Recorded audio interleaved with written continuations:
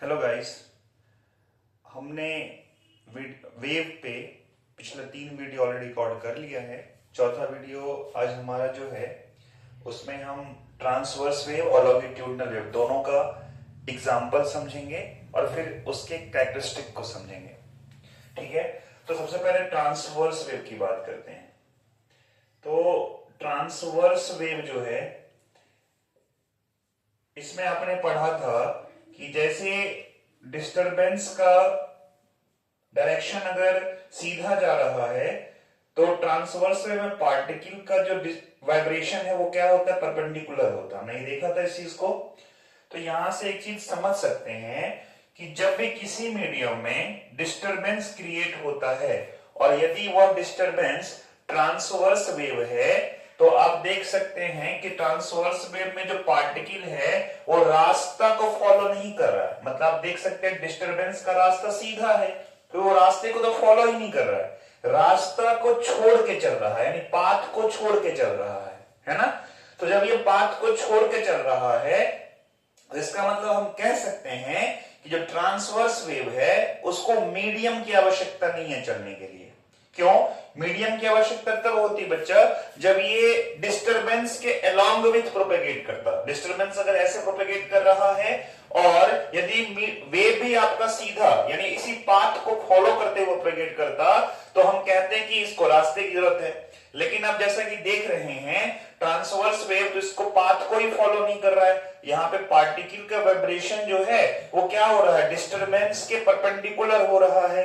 तो ये transverse wave है, ये आप कह सकते हैं कि डू नॉट फॉलो पाथ। ये जो है do not follow the path of disturbance, है ना।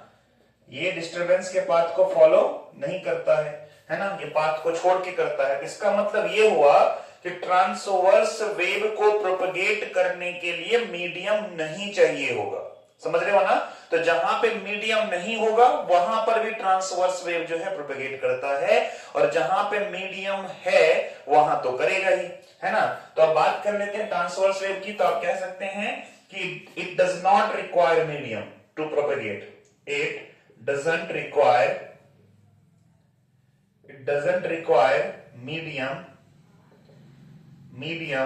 to propagate, है ना। इसको चलने के लिए मीडियम की जरूरत नहीं होती है, यानी ट्रांसवर्स वेव को चलने के लिए मीडियम की आवश्यकता नहीं होती है।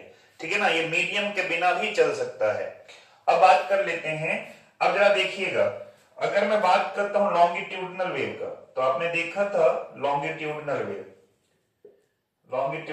देखो बच्चा, अगर मैं वेव की बात करूं ना तो ये पूरा खेल जो है ना वो वाइब्रेशन का है।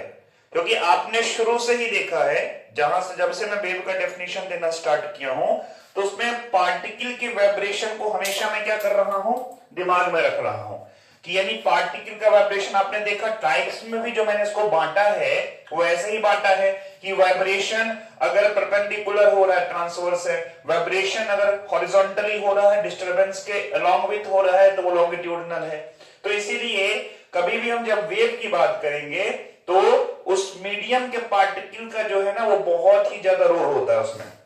तो लॉन्गिट्यूडनल वेव में जैसे आपने पढ़ा था कि डिस्टरबेंस अगर इस तरफ है तो पार्टिकल का वाइब्रेशन भी क्या हो रहा है बच्चा, उसी डिस्टरबेंस के अलोंग विथ होता है, डिस्टरबेंस के रास्ते पे होता है। तो इसका मतलब लॉन्गिट्यूडनल वेव जब भी प्रोपेगेट करेगा, जब भी चलेगा तो उसको चलने के लिए मीडियम चाहिए ही होगा। Without path longitudinal wave can't be propagate. बिना रास्ते के लॉन्गिट्यूडनल वेव प्रोपेगेट नहीं कर सकता है। इस चीज को ध्यान रखिएगा क्योंकि ये कैसे देख रहे हैं ना, अब ये कैसे वाइब्रेट कर रहा है, ये डिस्टरबेंस के पाथ को फॉलो कर रहा है वाइब्रेशन के लिए।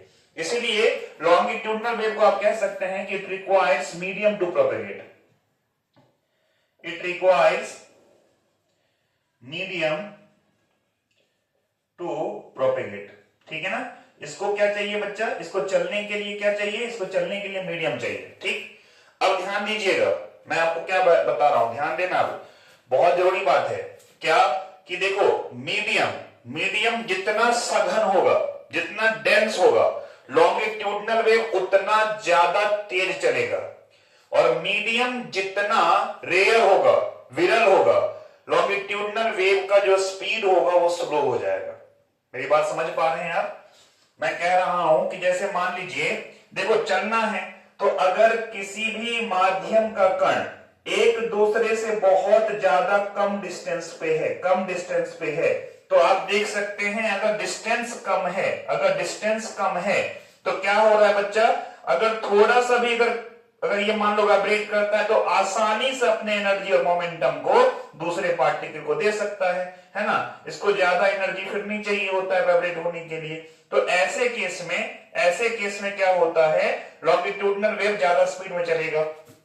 डिस्टेंस अगर बढ़ा रहे हो पार्टिकल का, यानी आप लिक्विड की बात कर लो, क्योंकि मैंने आपको पहले ही दिन के वीडियो में बता दिया था कि सॉलिड के पार्टिकल क्लोज होते हैं, लिक्विड के पार्टिकल थोड़े डिस्टेंस पे होते हैं और गैस के पार्टिकल बहुत ही डिस्टेंस पे होते हैं, है ना।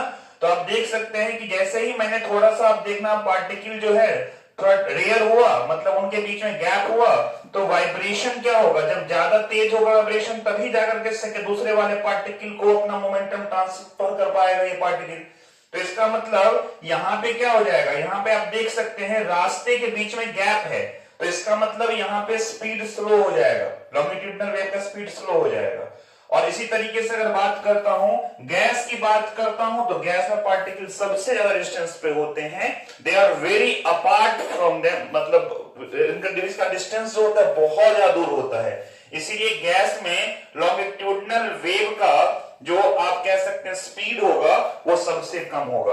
तो मैं ये जो बताया हूं इसको अगर मैं समराइज करने की कोशिश करूं तो मैं ऐसे लिख सकता हूं क्या, कि लॉन्गिट्यूडनल वेव पाथ चाहिए इसको, है ना, इसको मीडियम चाहिए प्रोपेगेट करने के लिए।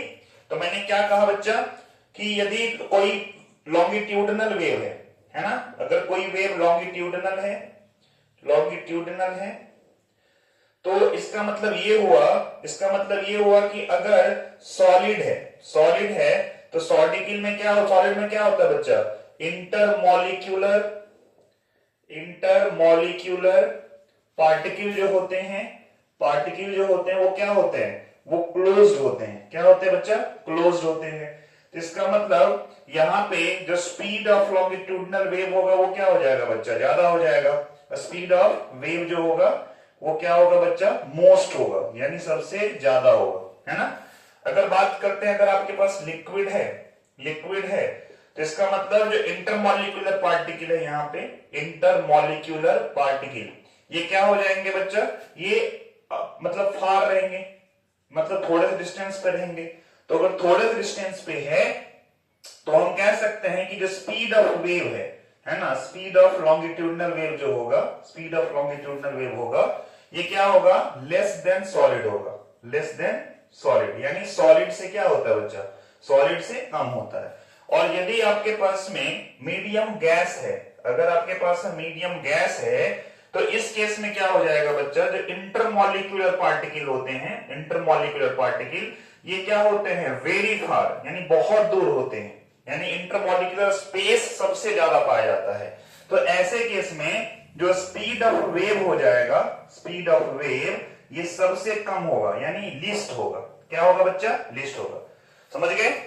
अब ट्रांसवर्स वेव के साथ उल्टा होता है। देखो ट्रांसवर्स वेव को मीडियम नहीं चाहिए प्रोपेगेट करने के लिए, तो ध्यान देना, यदि मीडियम कहीं नहीं है, मतलब आप स्पेस की बात करो, स्पेस में मीडियम नहीं है, वैक्यूम है, तो वैक्यूम में ट्रांसवर्स वेव सबसे ज्यादा स्पीड चलेगा। जैसे ही मीडियम में कोई ट्रांसवर्स वेव एंटर करता है तब देखो उसका जो स्पीड है वो चेंज होता है। जितना डेंसर मीडियम में जाएगा ट्रांसवर्स वेव का स्पीड उतना कम होते चला जाएगा। मेरी बात समझ रहे हो। जैसे आप इसको ऐसे ही लिख सकते हो, ये तो लॉन्गिट्यूडनल वेव के लिए है, इसको आप नोट कर लीजिए, है ना। वीडियो पॉज करके आप इसको नोट कर सकते हैं, ठीक है। मैं आगे बढ़ता हूं। तो ट्रांसवर्स वेव का केस है अगर आपके पास में, तो ट्रांसवर्स वेव के केस की बात करता हूं, ट्रांसवर्स वेव, ठीक। तो ट्रांसवर्स वेव बच्चा सॉलिड है, इंटरमॉलिक्यूलर पार्टिकल क्लोज्ड होगा, तो स्पीड ऑफ वेव सबसे कम होगा, यानी लीस्ट होगा। लिक्विड है, आप देख सकते हैं इंटरमॉलिक्यूलर पार्टिकल इसके थोड़े दूर होंगे, तो स्पीड ऑफ वेव जो होगा यहां पे ये मोर देन सॉलिड होगा, मोर देन सॉलिड होता है। ठीक, अब बात कर लेते हैं गैस का। तो गैस में क्या है बच्चा, इंटरमॉलिक्यूलर पार्टिकल बहुत दूर है, वेरी फार है ना, बहुत दूर है। तो ज्यादा दूर होने के कारण से स्पीड ऑफ वेव क्या हो जाएगा बच्चा, more than solid, more than liquid हो जाएगा, मोर देन लिक्विड हो जाएगा। अब बात कर लेते हैं, अगर आपके पास में वैक्यूम है, अगर आपके पास में वैक्यूम है, निर्वात है, निर्वात में तो कोई पार्टिकल ही नहीं होता है, तो उस टाइम पे जो स्पीड ऑफ ट्रांसवर्स वेव होगा बच्चा, speed of transverse wave, transverse wave जो होता है ये सबसे ज्यादा होता है, यानी मोस्ट होता है, ये सबसे ज्यादा होता है। ठीक है, तो इस चीज को ध्यान रखना। और जब बात कर लेते हैं वैक्यूम में, तो वैक्यूम में लॉन्गिट्यूडनल वेव नहीं चलेगा, क्योंकि वैक्यूम है, इसका मतलब मीडियम ही नहीं है। और आपने पढ़ा है अभी कि लॉन्गिट्यूडनल वेव को चलने के लिए माध्यम चाहिए होगा, तो चूंकि माध्यम है ही नहीं, तो वहां पे लॉन्गिट्यूडनल वेव प्रोपेगेट करेगा ही। ठीक है, तो मेरे ख्याल से ये कॉन्सेप्ट आपको समझ में आ गया होगा। तो अब हम एग्जाम्पल की बात करेंगे। तो ट्रांसवर्स वेव का जो एग्जाम्पल होता है बच्चा, वो लाइट होता है ना। ट्रांसवर्स वेव क्या होता है बच्चा, लाइट।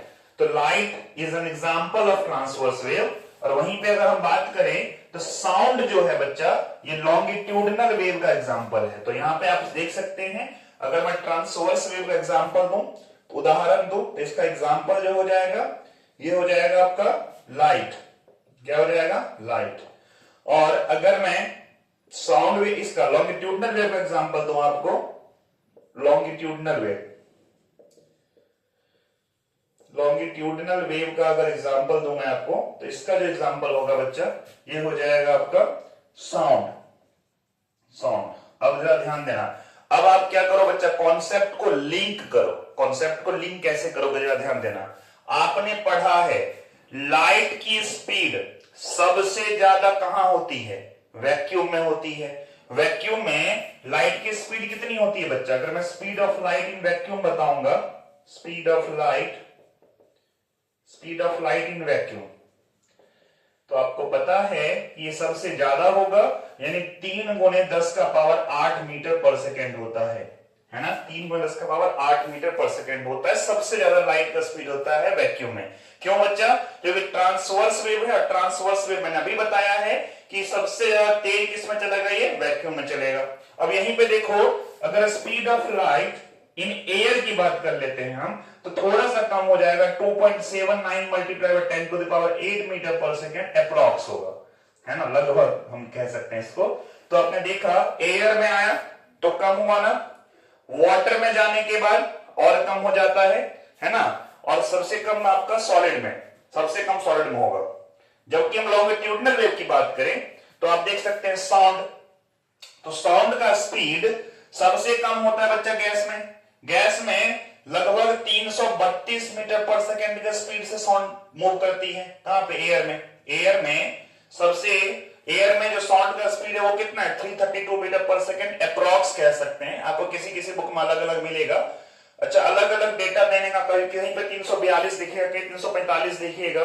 तो वहां पे क्या होता है बच्चा, रूम कहीं पे 25 डिग्री सेल्सियस पे निकालते हैं, तो कोई 35 डिग्री सेल्सियस पे निकालता है। तो याद रखना, जब टेम्परेचर बढ़ता है, जब टेम्परेचर बढ़ेगा तो उसमें क्या होता है ना, मीडियम के डेंसिटी पे फर्क पड़ता है।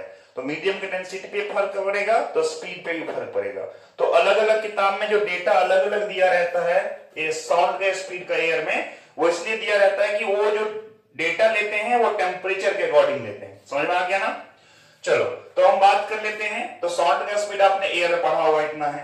अगर बात करते हैं लिक्विड में, तो लिक्विड में जो है साउंड का स्पीड वो कितना होता है बच्चा, लिक्विड में साउंड का स्पीड होता है लगभग 1500 मीटर पर सेकेंड के आसपास, 1500 मीटर पर सेकेंड के आसपास। तो आपने देखा कि जैसे ही मीडियम थोड़ा सा घना हुआ, डेंसर मीडियम हुआ, तो क्या हुआ बच्चा, लिक्विड जो है उसका, लिक्विड में साउंड का जो है वो साउंड का स्पीड ज्यादा हो गया।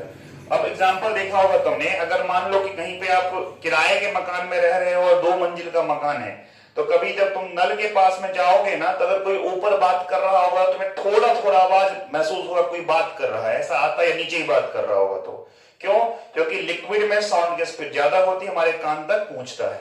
अच्छा, एक चीज और आपको बता देता हूं, कृष्ण जी की बात कर लेता हूं। पता है, बहुत बड़े साइंटिस्ट थे वो।